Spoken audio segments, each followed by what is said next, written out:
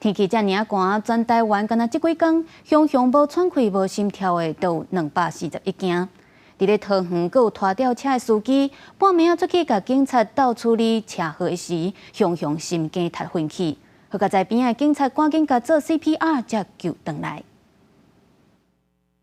大哥，大哥，大哥！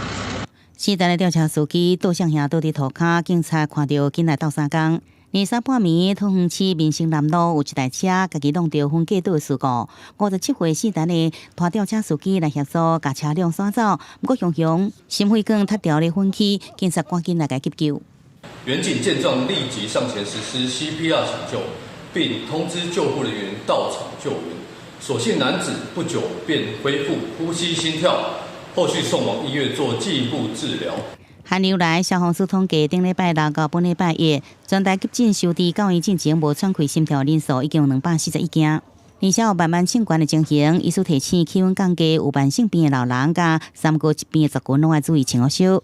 有三高的患者以及慢性病固定在服药的长辈们，随时注意自身的血压、血糖以及身体状态，随时注意保暖。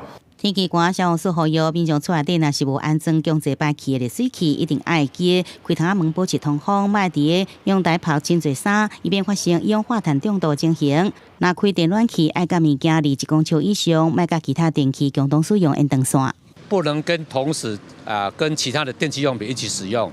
如果使用链过掉，它就会发热，发热之后它可能会产生短路的现象，它会引起发生火灾。因为部分的龟友较侪会有一寡有慢性病，各县市政府伫寒流来启动加强关怀，除了发送防寒的物资，也协助有需要的龟友就医来治疗。若民众发现龟路上有人需要斗相共，应卡110，请警方协助紧急来安置。记者综合报道。